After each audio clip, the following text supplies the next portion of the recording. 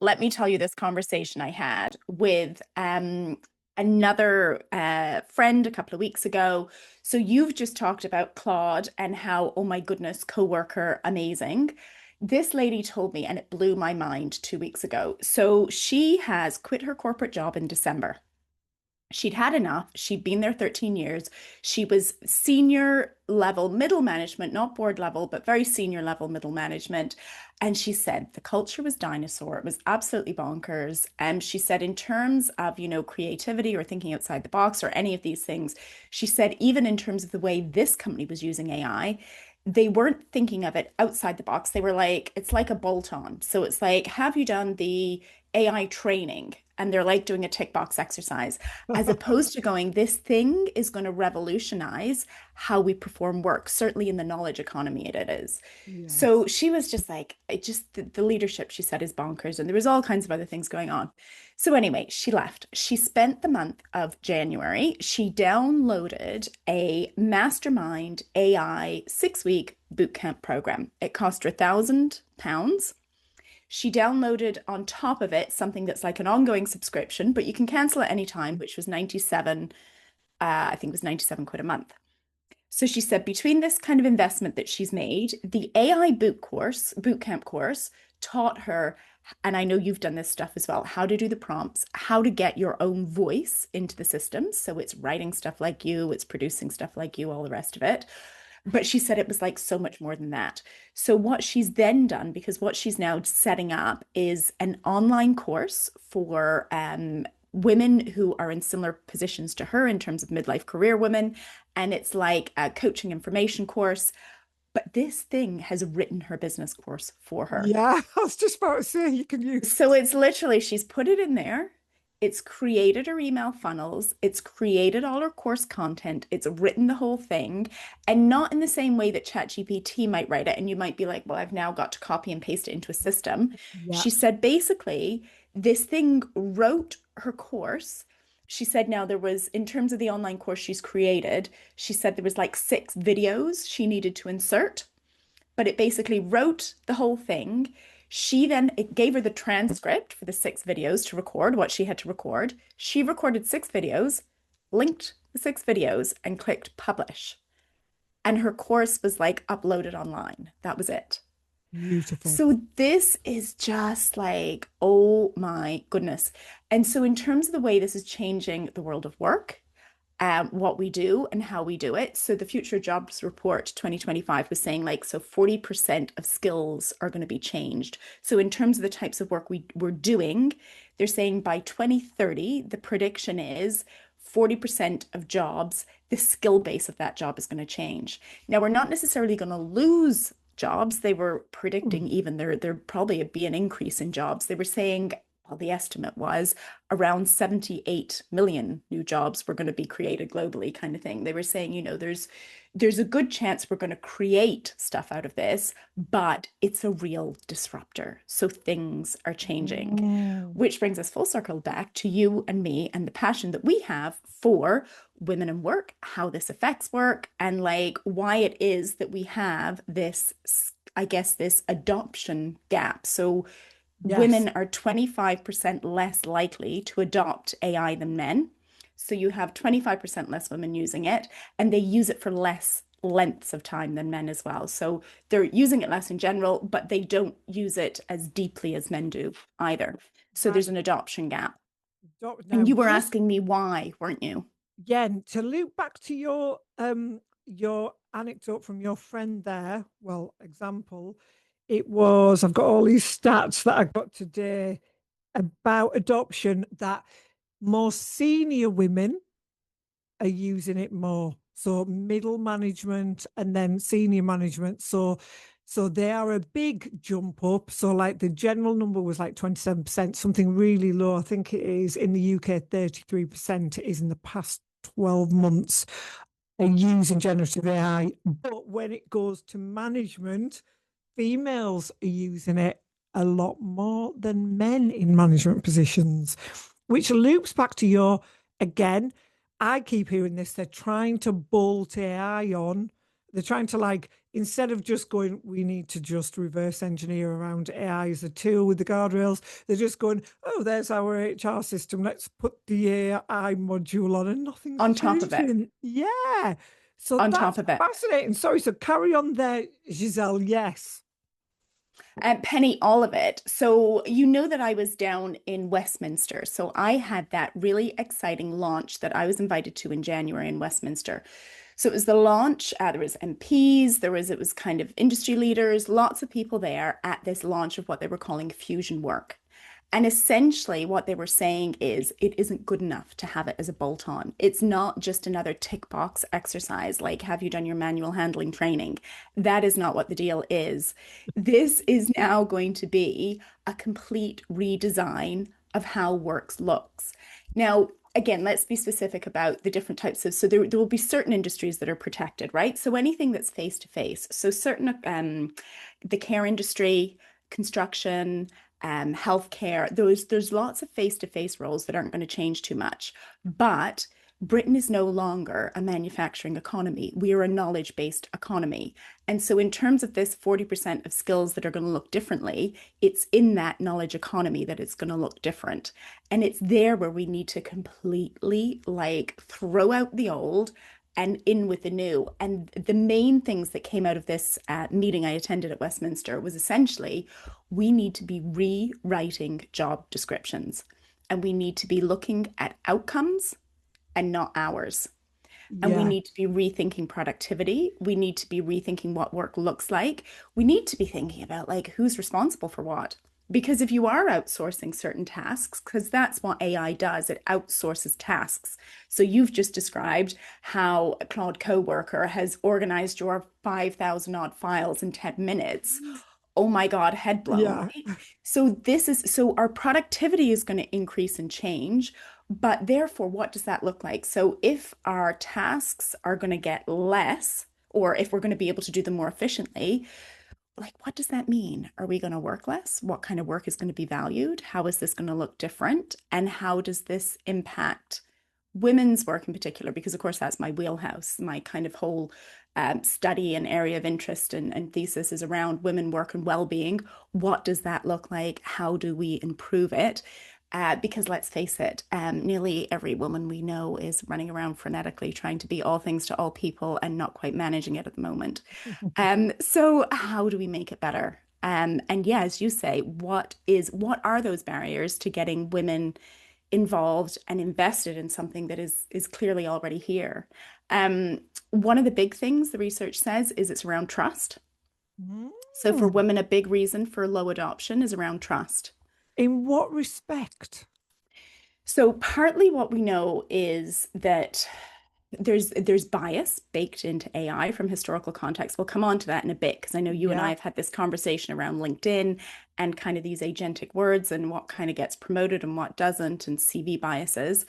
Um, and then there's also the stuff like Grok, you know? So in terms of this technology being used for ill purposes and, Grok Ah. putting it out there.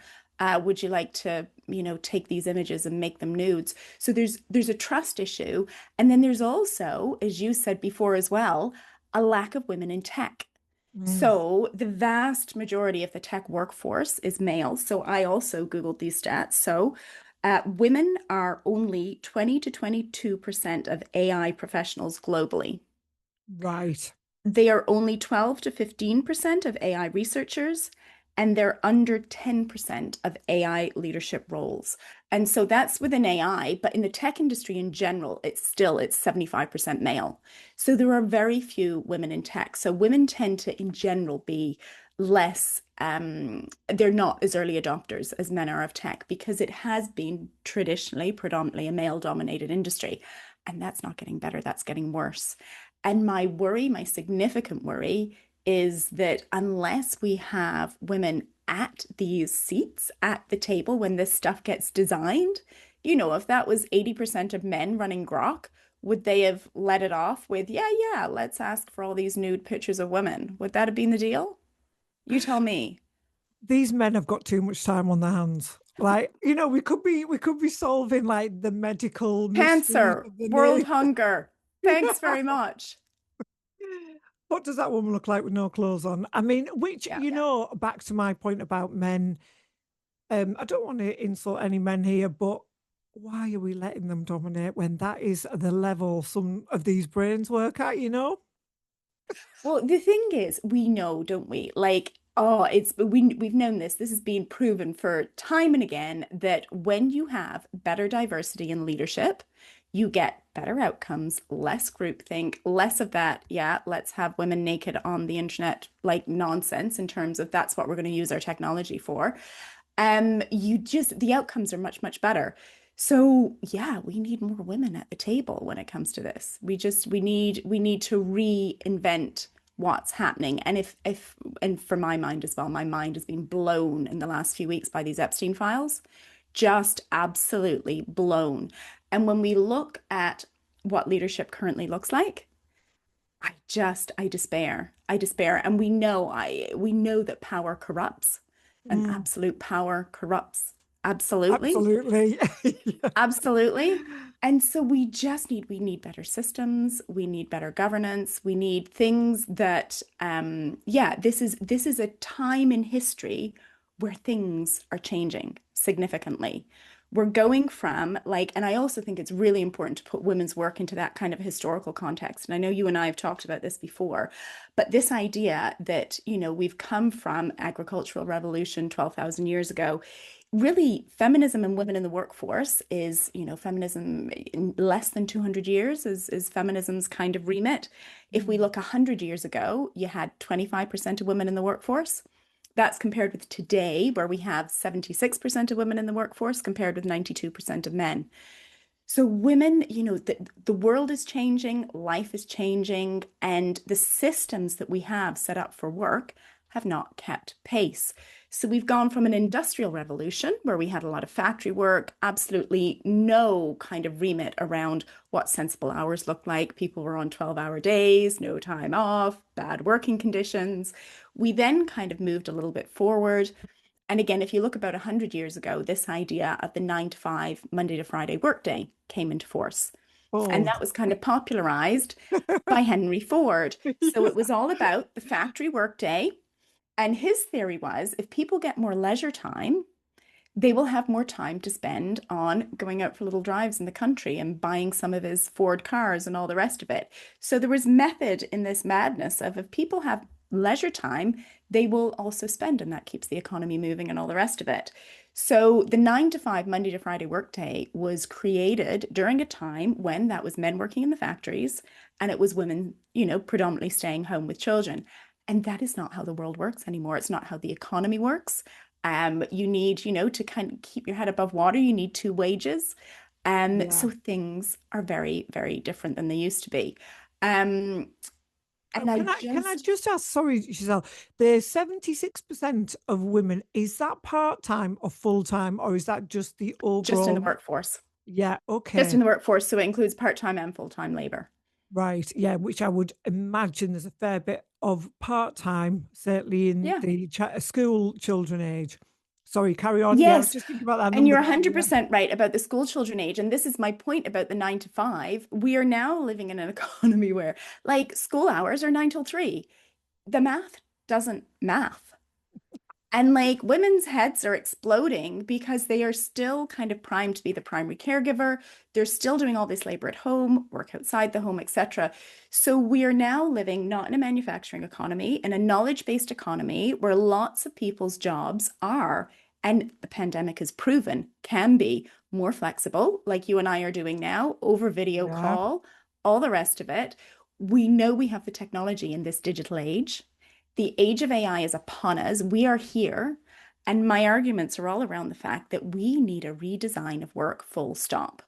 We need to get to the point where work looks different than what it's done before. And women need a seat at the table when we're designing this. So, and this is our eternal question between you and I. Do we smash the table up and build our own? Or do we just not even smash it up? We walk away from it, create our own table. Or do we waste our time? I feel it is a waste of time trying to make those changes now. And the other thing to this point is that number about the workforce it's really pinged something in my brain, because of all the times that women must embrace this technology, it's now, before it becomes completely ubiquitous, that these bolt-ons get bolted onto existing systems, and nothing really changes for women. The flexibility does not come around because we're still in the old model. And then the women are like, why aren't I good at AI while I'm doing all this other stuff? So the impetus now for women to get on this, I feel like we're in a state of emergency. I feel like we're in a state of emergency. Penny, honestly, I love talking to you so much. I love your whole, let's just smash it up and start again. Like, it's so funny. I think there's so many midlife women go, like, I have been there, done that, got the t-shirt, the veil is lifted, my eyes are opened. I see how this stuff works. And, as I say, bringing up the Epstein files again, I see what happens when power corrupts at the top.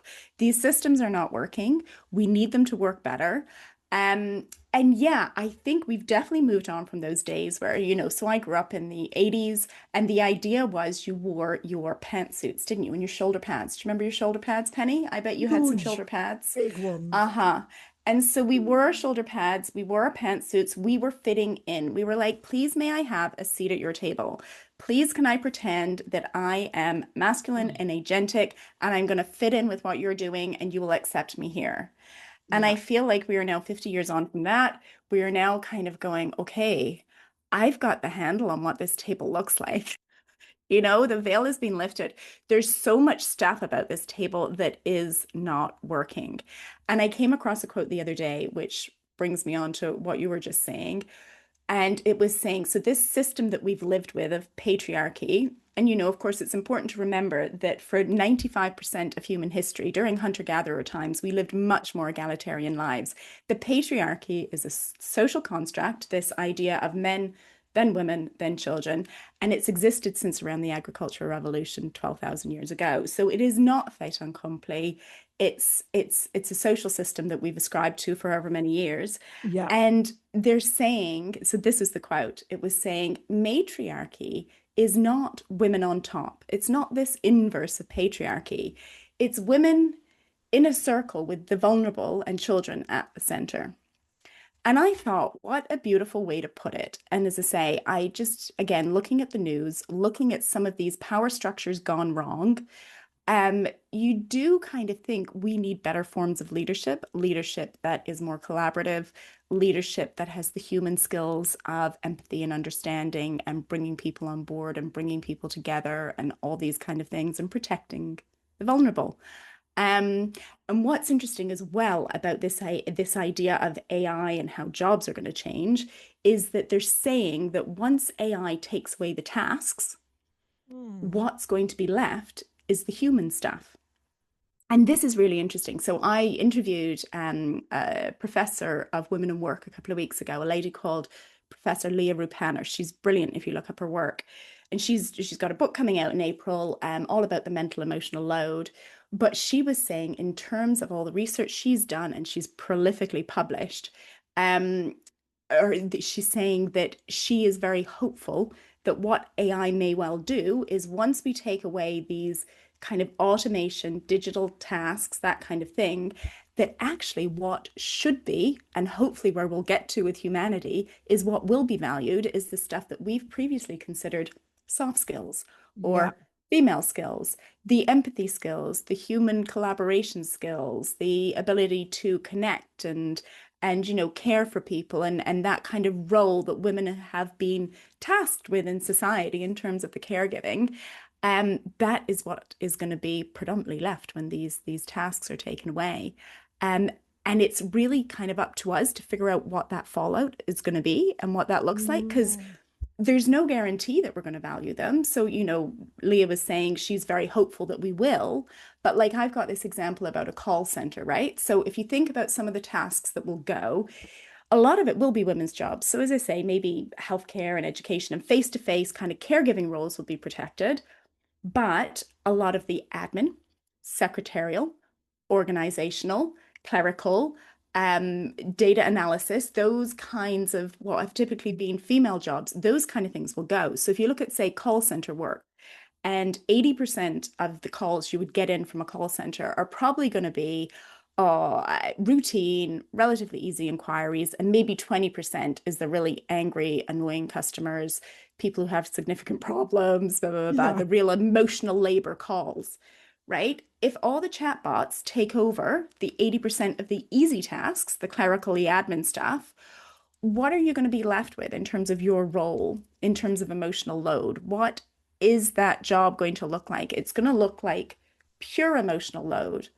And are we going to pay it more? Are we going to value it more? Are we going to see it in a better light? I don't know. I don't know. Oh, so I sent you, oh, my brain's racing. I sent you the video of the robots the other day. I don't know if you saw it. And it was the Chinese New Year. So just commence year of the horse. So we're all feeling very optimistic, aren't we? And the advancement in the way those robots move from last year's ceremony, I think the second video was the direct comparison, was startling. Now, my fear, my pessimistic fear, not my natural position of pessimism, but is that are the caring roles going to be taken by the robots? Once the sex bots take in those, I know it's utterly depressing. How how will women stamp that? You know, if the culture becomes so utterly dependent on, you know, look how porn is changing relationships and testosterone levels and the ability to connect. When I heard a really startling figure the other day, gosh, and I don't want to misquote this, but it used to be men with erectile dysfunction, going to the Epstein files, under 30 was really low. It was like I 3 or 4%. It was really low. know. It's massive now. Now it's something crazy like 30%. And it's because men are not, you know, striking up a relationship's hard, Yeah. learning to deal with rejection and, you know, Groundhog Day. Think of that film, how many times it takes him to get it right to win the girl, you know. And that's really a great illustration of what happens with everything in our lives, particularly those relationships. What if, I don't want to just say men, but we all become so desensitized that we're actually in care homes? A robot can do a lot of the difficult, you know, dirty, wet work type, you know, that Mm-hmm. women often falls to women. Then will the actual caring, the real emotional empathy, the spontaneous empathy that women are good at, is that just going to be deprioritized above the robot? You know, is it just what, you know, it's not men, women, children. Does it become men, robots, women, children? That's where we don't want to go. I think we're a That's, I long way mean, off that. But but all of those things, right? All of those things. I've heard Stephen Bartlett be talking about that kind of stuff on his podcast as well, around, are we going to be replacing dating and all the rest of it? yes, Um, and I agree with you. I mean, I think there needs to be an awful lot more regulation. Um, because I also think there needs to be more regulation online, because you're right. There's great data coming out now showing how we've warped the minds of our children and our teenagers when it comes to sex, yeah, how things are just different in terms of, and as you say, the data proves it. So when you've got that number of men with erectile dysfunction, because as you say, you're desensitized online, it's warped our minds, it's warping our relationships. Everything's so polarized. And I mean, I know this is another thing you and I passionately agree on. And we've had these experiences, haven't we, where you're like, well, my internet says this thing. And I'm like, but my yes, internet says this thing. And I know when I meet you in real life, we've got like so much common ground. And yet the stuff we are being fed by our yeah, alternative algorithms, like it's like we were living in parallel universes. And that absolutely. is what's happening. And we have evolved. I mean, all the anthropological research says we've evolved in community. We need people, we need connection. That's how we survive. That was kind of, if you don't have people, it's the quickest way, isn't it? Put somebody in solitary confinement. It's the quickest way to break somebody. We need to have people around us. We're wired for connection. And so, yeah, I'm hoping that robots will be a very, very poor substitute for human connection. I'm hoping that that is going to be a really long way off, and it's only going to be, yeah, I mean, I don't know. They do say, don't they? Again, I've read this stat that, again, because men are using AI a lot more and they're using it more intensively, there's an ability to believe entirely what your AI says. And that's also Yeah. worrying. So Mhm. we end up with these parasocial relationships with our AI where we're like, well, it understands me, it gets me, it tells me I'm right all the time. I mean, Yeah. it's freaky. And unless you have a reasonable emotional intelligence, social awareness, like you can very easily go, well, my AI said this, and therefore all you guys are wrong, and you end up with almost this mini me that tells you what you want to hear all the time, and it validates, and you become, yeah, less tolerant of people in real life, less I mean, tolerant. it's like, that experience is your own personal algorithm, isn't it? Because that chatbot, it is learning what is going to keep you online. Ultimately, the social media companies, everything is to keep you on that platform. Hmm. That is Hmm. the name of the game. So the sycophancy seems to have gone. I a couple of years ago with mine used to have to keep saying to it, don't just agree with me. I can take direct criticism, and it still would slip back into it. Now, it comes across. I had to ask it the other day because I asked it a question, a general question, and it brought it back to politics. And I said, and it was really, and I think I switched onto it and I said, is that because you know that I'm looking at politics? And it sort of sheepishly said, oh, yes, even though it was in a different Of course folder it in a does. different chat. And I thought, of Yeah. course it does. And I Yeah. thought, right. So even though I'm trying to put guardrails in, it's still sneaking under there. Because I remember thinking, oh, that works well there. Oh, But Penny, yeah. and you're like really switched on. The vast majority of people aren't saying back to their chatbot, no, tell me the opposite point of view. The vast majority of people aren't trying to get their news actively from different channels and see people's perspectives. And I mean, that's what your whole thing is. You want to learn from other people, other perspectives, see where people come from, blah, blah, blah, blah. Yeah. The vast majority of people don't do that. It's much safer and nicer to live inside your own little algorithm downloaded world and then layer over a chat bot that tells you exactly what you want to hear as well.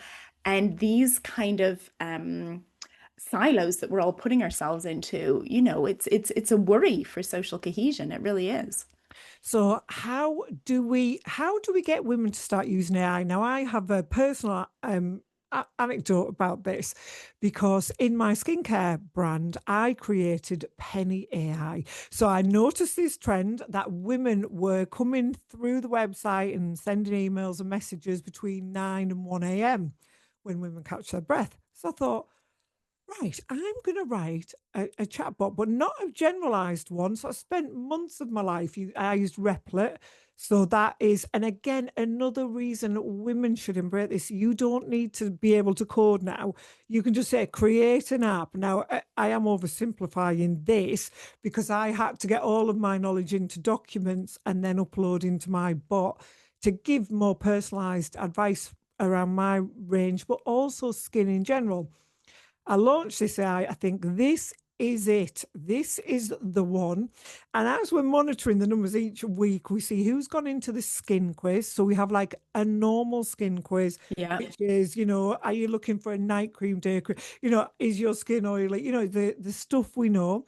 And then we've got Penny AI, where you can just chat to her. Neither of those platforms require you to hand over an email address. I don't No. believe in that. I think you should. And it was tumbleweeds on Penny AI. And we ran it for 2 months and I kept analyzing it and going back to the AIs that I was using to analyze it. What is going on? And I have a control center AI that, my stats go in. And I just said, why aren't these women adopting the AI? And it just said, because tired women at the end of the day, if they don't know it, they can't be bothered to learn something new. Start reverting back to the skin quiz as your funnel. I did it and the stats have flown up. Business has gone up because I'm pushing people to the skin quiz now, not the AI. And you can see people are going into that. Even at the end of the quiz, there is, if you want more Is this personalized interesting? care, go to the eye, and a tiny fraction, which probably bears out into those stats that we were talking about earlier, of women who are going to eat. All you have to do is put your name in. I mean, you can make one up and say, what cream is good for my, it's so simple, but that reluctance to even try caught me off guard. I thought people are going to love this, and they don't, because my women are 35 to 55, busy women. Yeah. And so I think that's absolutely true. I think number one, it's busyness. Number two, it's trust. Yeah. Number three, I think they want you. I think Penny, they want Penny. They don't want Penny AI. I think there's a psychological barrier, possibly exactly as you said, around the actual technology itself. Like, oh my God, I can't even start with this. I can answer a quiz, but I can't even start with what's this AI going to tell me? We've all had such poor experiences with chatbots as well. If you try and get through to your bank Oh, on a chatbot, you're oh, like, oh my God, like that. shoot me now. Yes. Yeah. Right? So if somebody thinks they're going to be getting skincare advice like you'd be getting, put me through to my banking call center advice, you'd be like, no, thank you very much. As the technology gets better, as more people adopt it, obviously more women will take it up. But you're right, we're lagging. We're lagging. And what is it? I think my major concern is some of this. It it's kind of getting the technology so that we've regulated it properly, right? So if you don't have enough women at senior leadership level in positions of power around this stuff, then women in general will be like, well, that's not for me. That stuff is not for me. That's something that men are doing over there. That Mm. stuff is not for me. It doesn't speak to me. Yeah, as I say, it makes nude pictures or whatever. I cannot kind of get bought into this. I should say, plus, I'm too flippin' busy. Yeah, there's this myriad of reasons.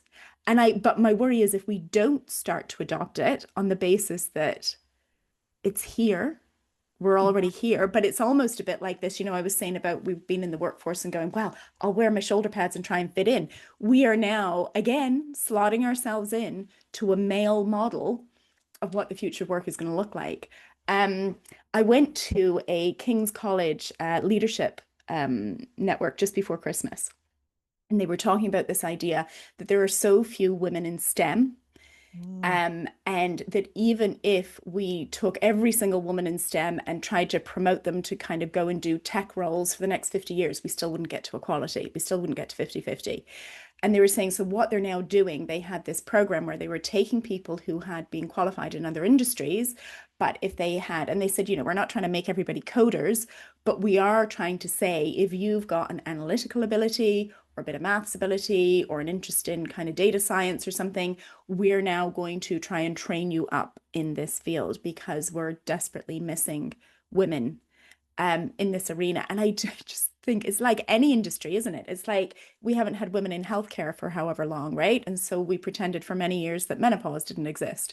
Oh, Um, until you get people in these positions of power and more diversity in leadership at the top, stuff's not going to change. It's not going to change.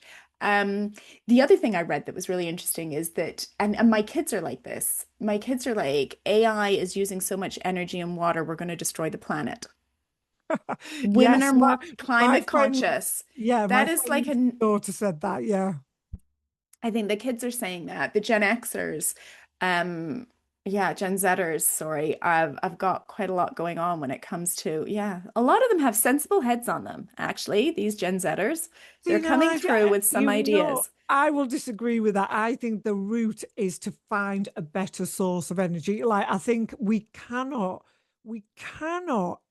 restrict our progress because we're using too much of that is We've got to move boxed on. in. Yeah. Also, the genie's out of the bottle. The horse has Yeah. Yes, bolted. exactly. Yeah, it is. We're here. We are where we are. So you do have to don your shoulder pads and like figure out a way But through it all. isn't the fact that those younger generation have been taught those restrictions? I find that fascinating that we've got these young kind of, oh, you mustn't do too much of that, our generation would have been rebelling against all of this stuff.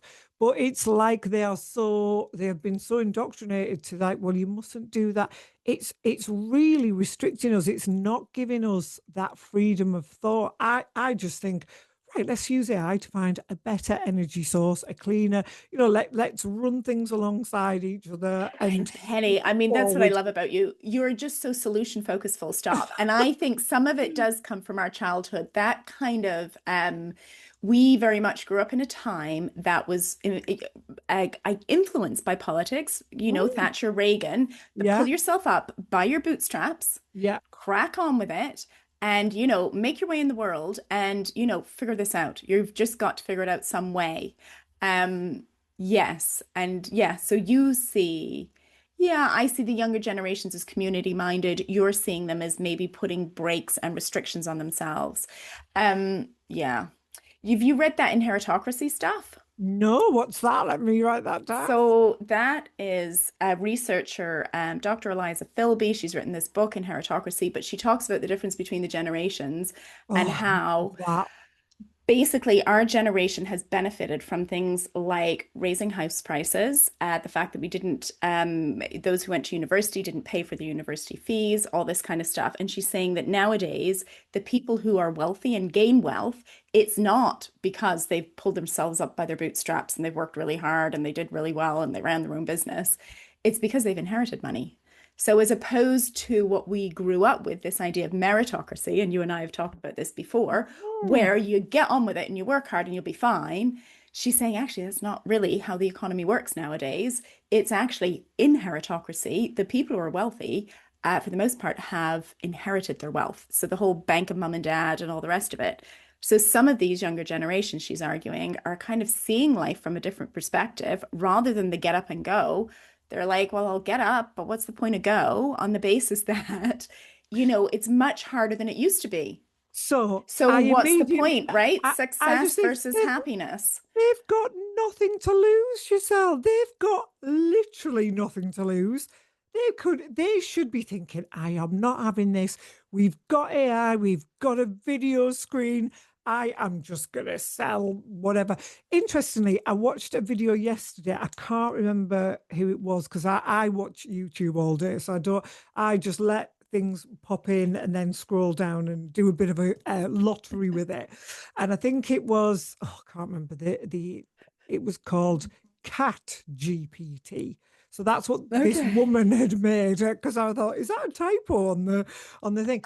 And the headline was, "It's hot, sexy, rich." That's the podcast. I like that, but for the woman's voice, I find it quite irritating. I don't know why, but she's great, and she's interviewing this woman who's created Cat GPT. And it was like, how did this woman make $750,000 in 6 months with AI? So I thought, I'm up, I'm in. Like, let's watch this. And they're going through the conversation, and then there it was, 30 minutes in, she went to Stanford. She was a coder. She clearly is an exceptional woman. But the clip was, you don't have to be this magical being to be an entrepreneur. Entrepreneurs aren't this theme, this, little top 1%. Anyone You can can do do it. it. But Stanford, and she clearly is a tech geek, and Yeah. now she's got this amazing business, which is fantastic. But I felt that was a little bit disingenuous when I Selling asked the her, dream. selling the drip, but like she has got the advantage of she worked in tech. So she actually did say something very interesting about men. She said, I sat in those boardrooms with the men. And what I realized about men, I'm not quoting her properly here because I sort of moved on quickly from it. When I saw the Stanford thing, I thought, But she said, I see that men just think of something and try it. They are just getting the same data we are all getting, and they quickly make a decision based on the data. Now, whether women's brains work differently, and they will think more, longer, deeper, and then the moment's gone. So she said, I learned to just look at the same data as them and trust my own decision making. It worked for Good her. for her. So I But you know thought, that comes in the data as well, like that, Penny, that's all over the data on women's work, right? That's around confidence. That's around the amount of time that women have been in the workforce and yeah, us needing to prove our worth and our seat at the table. So we second guess ourselves. We don't do the bravado. Well, if it works, it doesn't work, blah, blah, blah. We don't feel that as acutely because we are carrying this kind of, do I belong here? I'm standing out a little bit. If I make a mistake, it's heavier than somebody else making a mistake. What does it represent? You're doing all that, they call it emotional labor, around your identity and your place in the workforce. And therefore, it does take you longer and all the rest of it. So, and we have to realize it's only really 50 years. It's 50 years. 1975, women were allowed to own credit cards and get their yeah. own mortgages, Oh, the right? Without a mortgages, male they blows my signatory. mind. Absolutely bonkers. We have not had control over our finances or the ability to, be in the workforce in the same way. This is really recent history. So women are still trying to figure all this stuff out. So to me, it doesn't surprise me. We're behind the A game, but I do think there's opportunity here. And I'm 100% with you on the anytime there's a disruption, as there is now, and I think this would be kind of the message I'd be saying to women is there's opportunity here, right? There Yeah, is a significant disruptive force, which is AI, whether we like it or not, is going to change how work looks. Are we going to make this change for the better? Are we going to get on board? Are we going to do some of those courses they were talking about when I, went to this lecture at King's College London? Are we going to get on board and do some of these conversion courses? Are we going to get in the game? Are we going to sit on the sidelines and watch while other people create our destiny? I suspect we're not. I suspect women have enough about them that we're going to I hopefully dip our toes into the water. I hope so. Now, to your point there about, and you're so right. I witness this so much, and this is where my male brain or whatever kicks in a lot because while those women, these talented, intelligent, capable women, are second guessing themselves in these boardrooms, Mm. to broadly Fit speaking, in. men aren't even thinking about that stuff at all. They're just Nope. they're just doing it. Their brains are just the decision made because their inability to think in the same way. The thing that makes us special, and back to my argument for smashing up the table, maybe not even wasting our energy smashing it up, just building our own because with the best will in the world, I understand everything that you say about we've got to get more diversity of thought in the boardroom. We've got to get, I believe that women are better leaders. I think we make better workplaces. I think we think in more intelligent ways. I think we have less wars, less conflict, all of that stuff.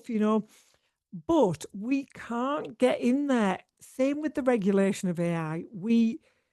The genie is out of that bottle because 49% of the population don't want it and they're in control of AI. And where we differ in our political things, I am for free speech, no censorship. I think, like anything, you've got to learn about the dangers. It's like the internet.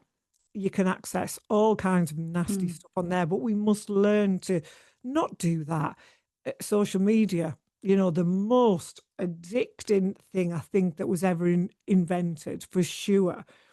We've got to regulate ourselves. I use an app called Opal and I restrict how long I am allowed to look on TikTok or anything like that because I know Yeah. my limit with that is I will just be zombified on it. Those companies are trained to make us addicted. They're trained to make us addicted. There's a course going through, there's a case going through at the moment, isn't there, with Zuckerberg, and Yes. a bunch of parents taking him to court to say you made our children addicted. Yep. You've got our children addicted to this tech, and you have a responsibility. And I think, and again, I think this quite strongly as a business owner. So I agree. There's some balance in the middle there somewhere. I am not for free for all everything. And you and I would probably sit, either side of the middle Yep. there somewhere around how much regulation you think we would need. Um, but I just think that sometimes, especially when it comes to children, and Oh, yeah. especially when it comes, as I say, I was a business owner, I took full responsibility for the medicines that I sold and the advice that I gave and the legal ramifications. And so there's a fine line between innovation and red tape and not being able to kind of release your entrepreneurial zeal and spirit and actually keeping things safe for people so Yeah. they don't flip and fall off a building or have mental health problems or, there's wherever that fine line may be, we may disagree about it. But yeah, there needs to be something in place. And yeah, we need a seat at the table when those conversations are being had. We really do. We really do. Oh, we really do. So I asked my two chat bots that I use. So gone back to Claude a bit with co-work. I advise people to check it out, Rapid, and ChatGTP that knows me best. So I'm already getting sucked, down into, you told me about another, is it Mistral? Another Yeah. AI company. I am now so cocooned in my comfort of, well, chat knows me and blah. He's even called Sage, we name them. That I asked Sage, what can we do to get I was asking about CV bias and the Yeah. examples of where that was. And I think it picked up an Amazon tool that was done in 2017 and 19. So much further, ahead, sorry, of where we are now of time. And that was picking up the biases. So they had to stop it. And they really struggled. So to your point, I looked into that data because it's analyzing the data that exists, no Hmm. matter which tool you're going to use on CVs, it's going to use historical data. So I said to the chat, what can we do? How can women get around this? And it came up with, don't use emotional language. So it That's was right. back to the shoulder That's pads. right. That's exactly it. That's exactly where we're at. So because these large language models are trained on historical data, and because historical data and everything's out there has bias in it, and it presumes that when people use words in their LinkedIn profiles or their CVs or whatever, which give more collaborative language around, Yeah. these softer skills of empathy or collaboration, or I wrote some of them down. Let me look because I Googled these as well. So if you use things like supportive or thoughtful or reflective or relational, any of those kind of words, downgrade your CV on LinkedIn and they downgrade the algorithm in terms of anything you're posting on LinkedIn. Wow. If you use words that are agentic, which are coded masculine, because of this is, as I say, this is how bias historically has worked. So they presume that the big jobs and the most important stuff are words that are agentic. We talk about enterprise or leadership or power or decisive or assertive. And they say that those kind of words, and they call it the bro coded effect. And they said that women saw a 400% to 1600% increase in reach after they rewrote their profiles in more assertive language. So if they said things like strategic, leader driven, accelerate, and so this is what they're saying. They're saying authority is culturally coded. So it's not necessarily that the algo is going, well, we don't like women. It's just going, we do not see women and that style of leadership as important, as relevant, as a good thing, as something that needs promoting, as whatever. So we get downgraded, we get made smaller. And like, isn't this the whole point of the culture? And again, I don't want to come full circle to the type of leadership we currently have and the flipping Yeah, yeah. Epstein files and how power corrupts. It's a great article from a BBC journalist recently around, and she's done all this research on the fact that those people within power lose empathy. There's like brain studies on this. So the greater power you have, the more your empathy decreases. And the less power you have in society, the better you are at empathy and reading people. And it's a safety mechanism. So Oh, okay. because it's kind of coded Right. from, I need to know where you're up to. If you have more power than me, I need to be super good at reading you, which is why they also say these kind of structures are gendered as well, right? So women typically have less power in society, and therefore they are better at reading people and empathy and all those things on those things. And it's power coded. And literally when people get too much power, they go, I don't give a crap what anybody else thinks. They lose their empathy entirely, and we get the Epstein files. So Well, that we get makes all sense. this Yeah. kind of corruption at the top. So it's not necessarily that it's even like, women in charge would be so much better because we own the boobs. It's not really that. It's that power does corrupt. and different forms of leadership that are more collaborative and do take lots of people's opinions into account and that kind of thing feel safer, really. They do to me in terms of how I think leadership should be going forward than these traditional patriarchal structures that we've had since the agricultural revolution, where we're on this, this hierarchy, this ladder of bum, bum, bum, bum, bum. And that's how it works. And I just think the rules need rewriting in terms of what job descriptions look like, hours, not outcomes, not hours, and what leadership looks like, what really good wholesome, please God, leadership looks like from people we could admire and respect and feel like, yeah, they've got the right values and they can get stuff done. Like, where is that leadership? Somebody tell me. So, just as you were speaking there, so I was picturing this utopic sort of vision for our future, which I'm still hopeful about. I really am.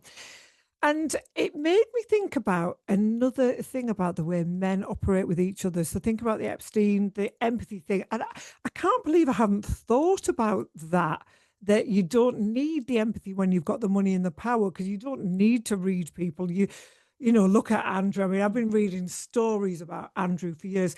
Interestingly, if you look at Andrew and Mandelson, they're getting done for like treason or, their misuse of whatever it is, not treason, is it? No, Misuse of information in public office public or whatever, office, but yeah. they've shared information they shouldn't have. Yeah. They really Nothing to shouldn't do with have. abusing girls, but all to do with Nothing to do sharing with that. information they shouldn't have, state secrets or whatever. State secrets, financial gain, which frankly I just assume goes on all the time in those circles anywhere.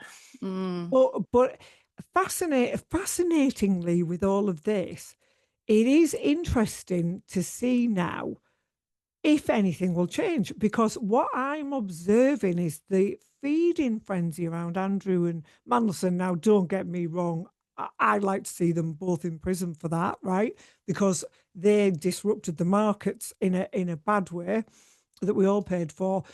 But in terms of sexual abuse, the sort of grottier side of that, they're relatively mild compared to some other people, let's just say, who are in those files, and various other people. Look at like some of the stuff going on in this country. We've just had the rape gang inquiry with Rupert. I mean, I couldn't read some of that. The frenzy around Andrew, though, back to that, makes me think that there are so many people terrified that is a wonderful distraction They away need fall from guys. them. Well, we only know half the files. It's only half the files It's that have only been half the released, the files. stuff that they want us to know, and they've decided who the fall people are going to be. I mean, and we just know that, Penny. We know that this is why it's been, for however many years. It's such an explosive thing. And, we talked about, we keep thinking there's got to be this watershed moment. We were like, oh, Me Too, Harvey Weinstein, da, da, da, da. Yeah, Now we've had the watershed. Now it's all going to be whatever. And nothing. and now it feels like, okay, we've got another watershed moment where we're going, is this really where we're at? Is this where we're at? And this is, again, I know you read my Substack piece recently on this, but Yeah. the whole emperor has no clothes. Like, we need to be calling this out. This is what I'm obsessed with at the moment is, what is good leadership going to look like in this age of AI? We have an opportunity now to really shake things up, make a big noise, and change does happen, right? So, like I was saying before about, 50 years since we got, 100 years since we got the vote, 50 years since we were able to control our own money, things are changing in this country, in the global north. Things are going backwards in lots of other ways in other countries. Afghanistan and the Taliban, Iraq. I know they Oh, reduced the age of mad. consent to 9 Horrible. last year. I mean, like, all kinds of stuff going on all over the world, but you can make change with social progress. You can make change. Women are 51% of the population. And This is what I always think. I think yeah, we until need these change. until these people are held to true account, I think what will happen with the Epstein stuff, we'll get all distracted by Andrew and Mandelson. They'll be the fall guys in the parties and in the royal family who must have known about it. I'm sorry, there is no way the Queen was paying off, Virginia Giuffre without knowing what her favourite son was up to. And I used to like Liz too, And I'm like, oh, it's all so grotty. It's almost too much for our brains to comprehend. Yeah. And men have this other thing. I've been had the brunt of women's. I mean, thankfully, I've got pretty hard skin, but criticizing. Obviously, I'm very vocal on gender critical issues about. I will not see women. I will do anything to protect women, and I certainly don't want men in women's spaces. Mhm. The biggest critics are women. They are so personal, so nasty, so name calling that often with other women it will affect them till they shut up and go away. Thankfully, a lot of us it doesn't have that effect on men. Won't do that to each other. So back to the boardroom. Look at Andrew and Andrew Mandelson know they are the fall guys, right? They Mhm. won't pull anybody else down with them because they have this kind of weird understanding. Whereas if it was women, and as women are coming up into the boardrooms, I think I've probably told you my theory before about this.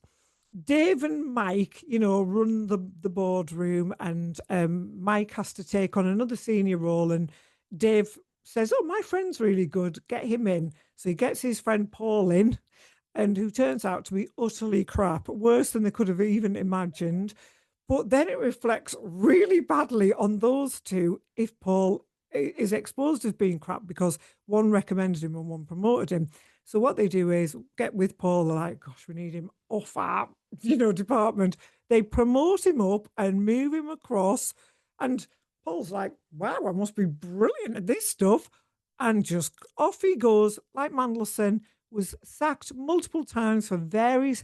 But you know what? Each time he's like, right, it's time to get back into politics, knowing all of this stuff was on him. And I think women, wouldn't do that. They're the crabs that pull each other back down into the pot, not for the best, Yeah. And Yeah. I think Yeah. that's a cultural thing with women as well. And why It's I definitely believe cultural. that some female, rightly or wrongly, some female-led industries, nursing, caring, beauty, they all get paid relatively low because all of the women are just pulling each other back down into that boiling pot because it is the nature of. I think you'll have to check this one about sexual competition and things like that that men have. They seem to show in a different way. Are we going to change it until, is the nature of women such that we can't get to those tables? This is what back to my, Yeah. Oh, I I've got think, so many thoughts on this, Penny. oh, So go, many Giselle, thoughts go, on go, this. go. So Yes. many. Okay, so the first thing is, in terms of what you're saying about men being promoted beyond, that there's a term for that. It's called the Peter Principle. So the Peter Oh, Principle is this idea that in hierarchical organizations, for various cultural reasons, as you've just described, men will often be promoted beyond their level of skill, experience, or competence. And it's to do with the nature of hierarchies and some of these dynamics you described.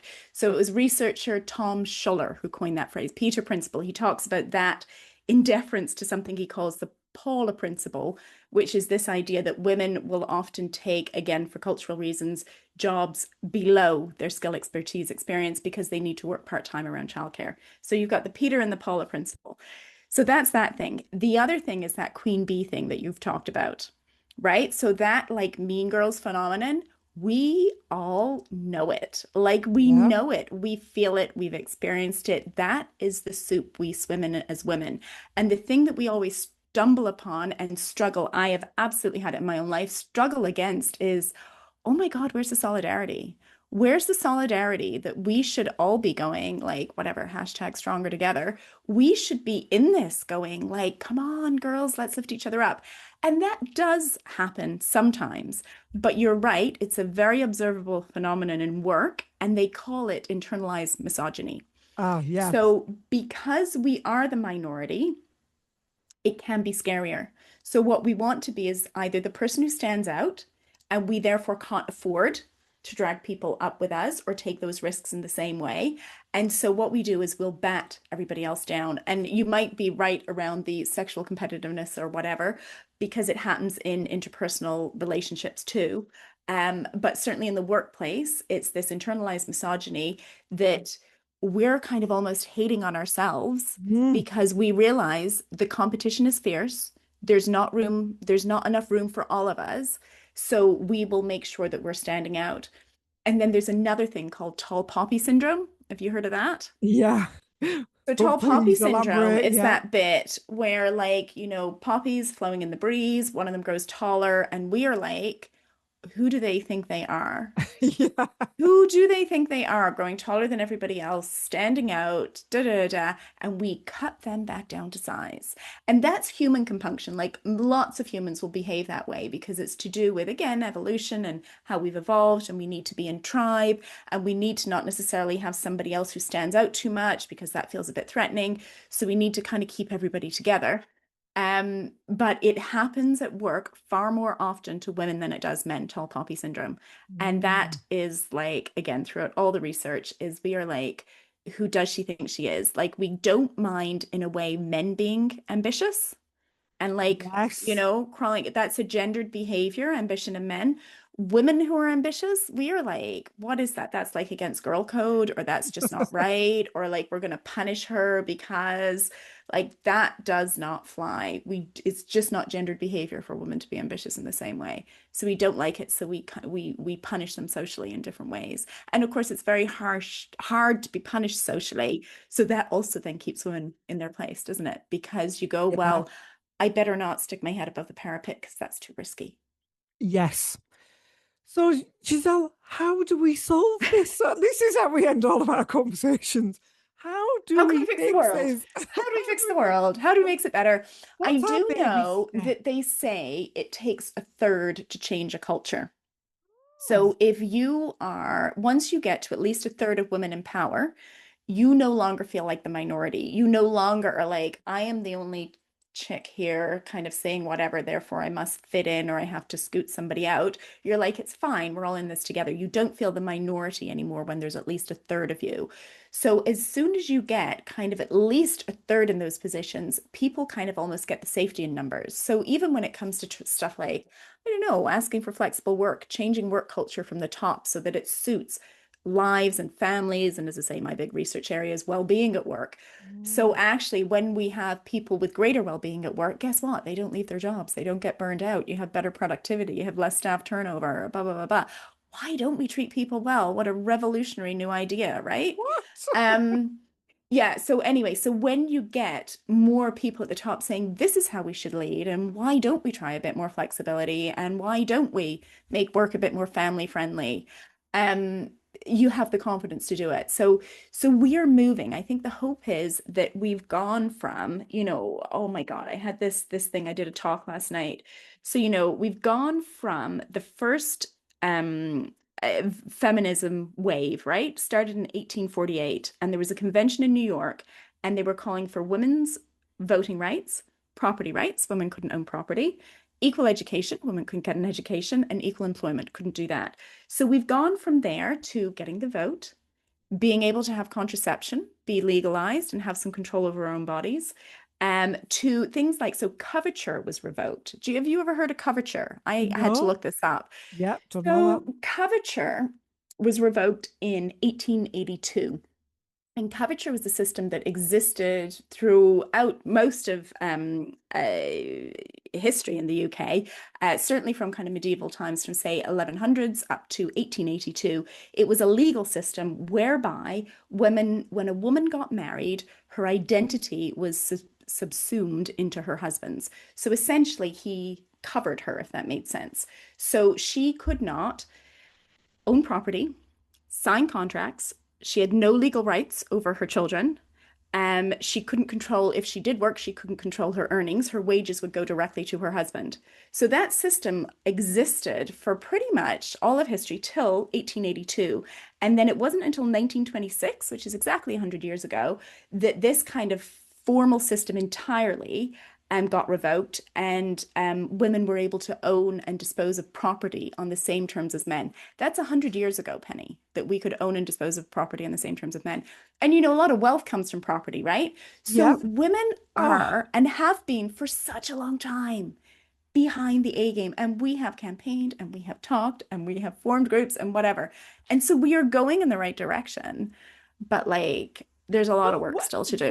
when did coverture start? What point in our history did we hand that stuff over? Like, was it, when was I'm that? going to Was it, Google it. I yeah, think it's because around the 1100s. Let me Google. did we ever have autonomy? This is what I am thinking. Did we ever have that autonomy? Like, did we ever? Yeah, okay. If I give you a potted history, right? So the potted Yeah, history is this. The potted history is whatever. The Big Bang, 13.5 billion years ago, we crawled out of the swamp. Um, for 95% of human history, which is our hunter-gatherer era, right? We were living as nomads, we were living as in caves, whatever. For that kind of, which is the vast majority of human history and how we evolved in societies, those hunter-gatherer societies were largely egalitarian. People might have had different roles. Women did hunt, but men would hunt slightly more. Women would do more gathering. But in terms of power dynamics, all the anthropological evidence suggests that we lived very egalitarian lives. And what happened around 12,000 years ago, so very, very recent history, um, was the patriarchy went boom because we had the agricultural revolution. People stopped becoming nomads. We settled down, we started owning things, and we had much more of a culture around, well, we own things and we're going to have arguments about that, right? And so mm, we ended up with these hierarchical systems. Religion very much entrenched a lot of these systems. Legal yeah, things came about. So if you look at the Code of, is it Hammurabi? In the Middle East, there's kind of certain religious things that have got put in place in terms of these systems of how it should be. And the patriarchy since the agricultural revolution, and they talk about the invention of the plow being really significant. So the idea was men had upper body strength, they were in the fields, women were at home with the children, and you needed lots of children in order to service the farming kind of lifestyle. And yeah, this kind of farming lifestyle existed for thousands of years. And really, the Industrial Revolution was a massive change in terms of people moving to cities, how work was distributed, what kind of working conditions were, and this kind of crazy work hour week that we had in the Industrial Revolution never existed for most of human history. Definitely not in the hunter-gatherer era. I think they yeah. say like they used to work about 15 hours a week, gathering and whatnot. So that That's Industrial great. Revolution really screwed us over. Yeah, And then, as I've said before, you have your Henry Ford stuff. And 100 years ago, he popularized this idea of, right, okay, 9 to 5 workday. We should give people some leisure because if they have a bit of leisure, they might spend some money and that might be good for the yeah. economy and they might buy some of my cars. And this is the human thing to do. And there were social revolutionaries as well. There was, Mhm. oh gosh, there's a really famous Welsh Oh, guy who did a lot of social reform. I can't remember his name. I know. Well, I know the Waterlooville, the Manchester Water. Waterloo Yeah, massacre, Manchester. So there that was a took. lot of social Yeah, reform yeah. and so working conditions got better. But like where we are now is 2026. We've had about 30 years of the digital age. We are fast into the age of AI. So when we look at this over the course of human history, where women's work has been and where we are going, we need to get on board and we need to not be in the position. My internet is still not telling me when coverture started, but where we don't own property and we don't own houses and we can't get mortgages and all the rest of that stuff, right? I think I remember listening to something this week actually, and it reminded me about it was talk around Andrew actually losing his succession line, Mm, and how much trouble actually that would be because you've got to get all the Commonwealth countries. And actually, they spoke about when Catherine was pregnant, there was a big scramble to do this because if they had their first child and it was a woman, mm. a female baby, and the outrage there would have been that if she got, missed her, like, because Anne, of course, should have been queen, shouldn't she? But Charles is, I think.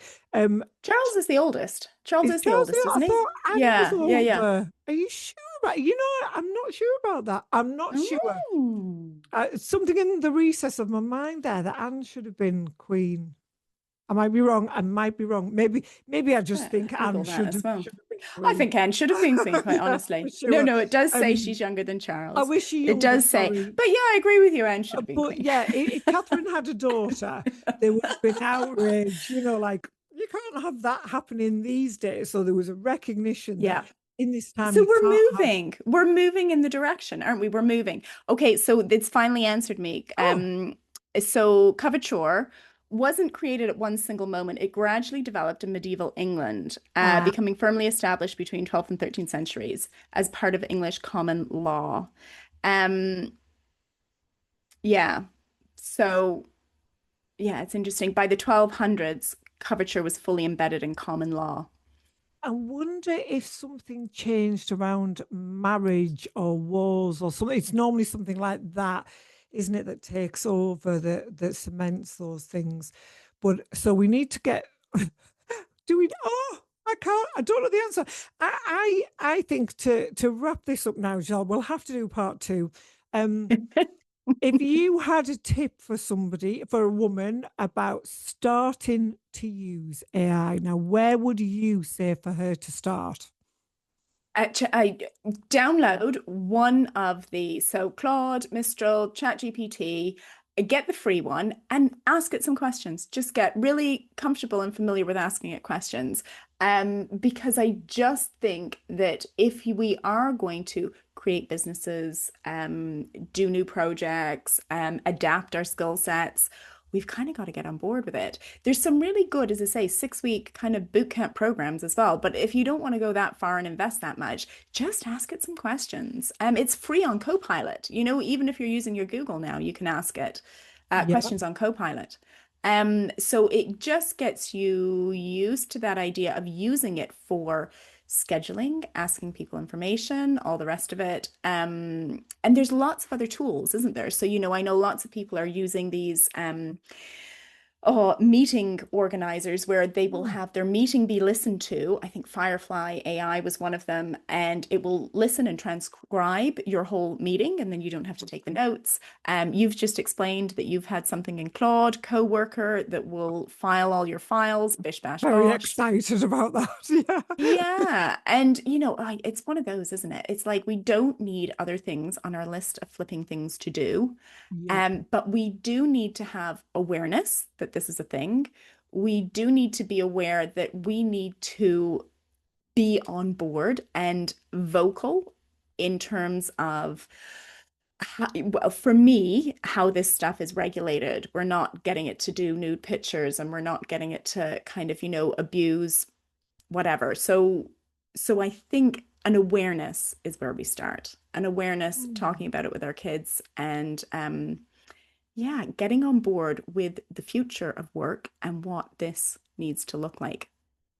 I think this is our opportunity as women now. We can re-engineer, for want of a better word, the workplace because now we have AI. We don't need big teams. I would say, actually, to add to that, if anybody is listening to this, and I hope that people who don't use AI are listening to it, to just pick any. Chat GTP is probably the most user friendly initially. It's free or whatever, and give it a frivolous task. So I quite like taking a picture of my fridge and asking it to come up with a meal or like a meal plan. You know, I was trying to think of something to eat the other day, and now I've got a full recipe folder of, yeah, what shall I eat? You know, and it'll come up with something like that. Another one that I find endlessly useful because I'm not the best around the house is taking pictures of labels on clothes, coats, things that don't routinely get washed, and it will tell, and a picture of my washing machine, and it will tell me what to do, how to wash things, is a good way for people to start to think about how you can use it. And then if you're going to stick your toe in a little bit deeper, my advice would be, again, people go, oh, how did you know how to do that on Replit? Well, I asked AI to write the prompt to Yeah. put into Replit for me. So I would say to people, use it as if it's the most knowledgeable, kind of assistant you've ever had, but don't take its word for it like you wouldn't your assistant. So like, Absolutely, I, definitely. Use it and then question it. Do not take yes, it as gospel, but use it to gather your information. And as you say, learn how to do anything that you want to do, right? How yeah. do I start my new business? How do I improve whatever it might be in your life? Yeah, you absolutely use it, but then, yeah, don't take it as gospel. That's really good advice, Penny. Yes. So when we've come up with the solution to women in the workplace and AI, we will regroup and discuss. But I have enjoyed this so much, Giselle. The time's flown by. I've got more questions as I do every time I speak to you. I So love talking to you, let's Penny. It's promise always me, such a pleasure. Such a pleasure. promise you will come back with your next set of thoughts on this. Will do. Will do. And you will too, because I'm sure it will progress, won't it? It will. Thank you very much. So nice to speak to you. Thanks, Penny.